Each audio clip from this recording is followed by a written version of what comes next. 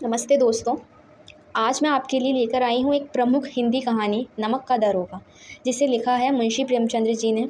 ये कहानी एक ईमानदार अफसर की है जो अपने कर्तव्य और सच्चाई के लिए सब कुछ झेलने को तैयार हो जाता है। ये कहानी न सिर्फ सामाजिक व्यवस्था पर सवाल उठाती है, बल्कि हमें ईमानदारी और अपने फ़र्ज़ के प्रति निष्ठा का महत्व भी समझाती है। तो चलिए शुरू करते हैं प्रेमचंद्र जी की इस प्रेरणादायक कहानी को। तो कहानी शुरू होती है कुछ इस तरह से। तो कहानी आज़ादी से पहले की है। नमक का नया विभाग बना। विभाग में ऊपरी कमाई बहुत ज़्यादा थी, इसीलिए सभी व्यक्ति इस विभाग में काम करने को उत्सुक थे। उस दौर में फ़ारसी का बोलबाला था और उच्च ज्ञान के बजाय केवल फ़ारसी में प्रेम की कथाएं और श्रृंगार रस के काव्य पढ़कर ही लोग उच्च पदों पर पहुंच जाते थे।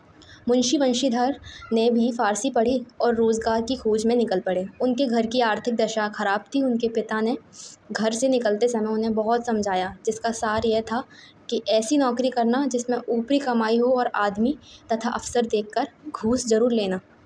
वंशीधर पिता से आशीर्वाद लेकर नौकरी की तलाश में निकल जाते हैं। भाग्य से नमक विभाग के दरोग पद की नौकरी मिल ही जाती है, जिसमें वेतन अच्छा था, साथ ही ऊपर कमाई भी ज़्यादा थी। ये खबर जब पिता को पता चली तो वह बहुत खुश हुए। मुंशी वंशीधर ने 6 महीने में अपनी कार्यकुशलता और अच्छे आचरण से सभी अधिकारियों को मोहित कर लिया। जाड़े के समय एक रात वंशीधर अपने दफ्तर में सो रहे थे। उनके दफ्तर से एक मील पहले जमुना नदी थी, जिस पर नावों का पुल बना हुआ था। गाड़ियों की आवाज़ और मोहल्लों की कोलाहल से उनकी नींद खुली। बंदूक जेब में रखा और घोड़े पर बैठकर पुल पर पहुंचे। वहां गाड़ियों की एक लंबी कतार पुल पार कर रही थी। उन्होंने पूछा, किसकी गाड़ियां हैं? तो पता चला पंडित अलोपीदीन की है। मुंशी वंशीधर चौंक पड़े। पंडित अलोपीदीन इलाके के सबसे प्रतिष्ठित जमींदार थे। लाखों रुपयों का व्यापार था। वंशीधर ने जब जांच किया तब पता चला कि गाड़ियों में नमक के ढेले के बोरे हैं। उन्होंने गाड़ियां रोक ली। पंडित जी को यह बात पता चली तो वह अपने धन पर विश्वास किए वंशीधर के पास पहुंचे और उनसे गाड़ियों के रोकने के बारे में पूछा। पंडित जी ने वंशीधर को रिश्वत देकर गाड़ियों को छोड़ने को कहा, परंतु वंशीधर अपने कर्तव्य पर अडिग रहे और पंडित जी को गिरफ्तार करने का हुक्म दे दिया। पंडित जी आश्चर्यचकित रह गए। पंडित जी ने रिश्वत को बढ़ाया भी, परंतु वंशीधर नहीं माने और पंडित जी को गिरफ्तार कर लिया गया। अगले दिन ये खबर हर तरफ फैल गई। पंडित अपोलीदीन के हाथों में हथकड़ियाँ डालकर अदालत ले गया। हृदय में ग्लानि और क्षोभ और लज्जा से उनकी गर्दन झुकी हुई थी। सभी लोग चकित थे कि पंडित जी कानून की पकड़ में कैसे आ गए। सारे वकील और गवाह पंडित जी के पक्ष में थे।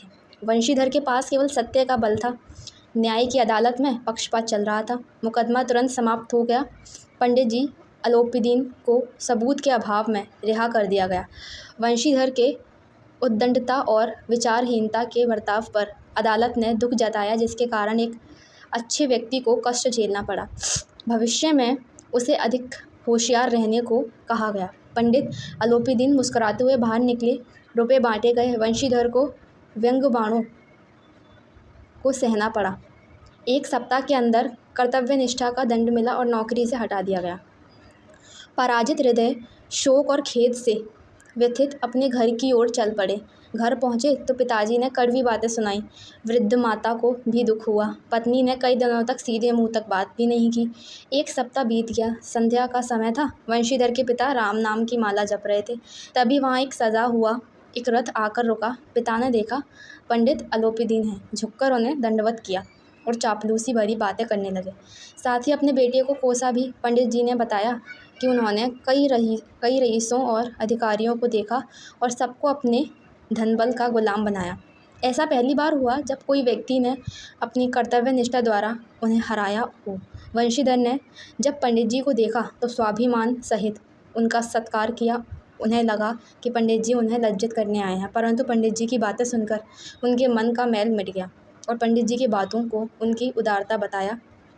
उन्होंने पंडित जी को कहा कि उनका जो हुक्म होगा वे करने को तैयार है। इस बात पर पंडित जी ने स्टैंप लगा हुआ एक पत्र निकाला और उसे प्रार्थना स्वीकार करने को बोला।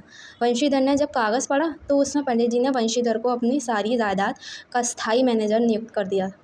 कृतज्ञता से वंशीधर को आंखों में आंसू आ गए और उन्होंने कहा कि वे इस पद के योग्य नहीं हैं। इस पर पंडित जी ने मुस्कुराते हुए कहा कि उन्हें अयोग्य व्यक्ति ही चाहिए। वंशीधर ने कहा कि उनमें इतनी बुद्धि नहीं कि वह ये कार्य कर सकें। पंडित जी ने वंशीधर को कलम देते हुए कहा कि उन्हें विद्वान नहीं चाहिए बल्कि धर्मनिष्ठ व्यक्ति चाहिए।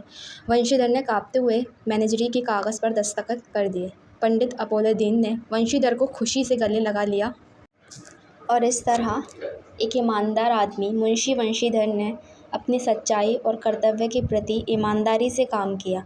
भले ही उससे तुरंत सामान या इनाम न मिला हो, लेकिन आखिर में वही सौदागर जो पहले उसकी ईमानदारी से नाराज़ था, उसी ने वंशीधर की सच्चाई से प्रभावित होकर अपनी ज़मीन, पैसा और सब कुछ उसके नाम कर दिया। वंशीधर ने ना तो रिश्वत ली, ना किसी का डर किया, बस अपना काम ईमानदारी से किया। मुंशी प्रेमचंद्र इस कहानी के माध्यम से हमें ये संदेश देते हैं कि ईमानदारी तुरंत फल ना दे, लेकिन अंत में उसका फल सबसे मीठा होता है। और एक सच्चा दारोगा वही है जो अपना फ़र्ज़ पर कायम रहे, चाहे हालात जैसे भी हों। आशा करती हूँ दोस्तों आपको ये कहानी पसंद आई होगी। धन्यवाद।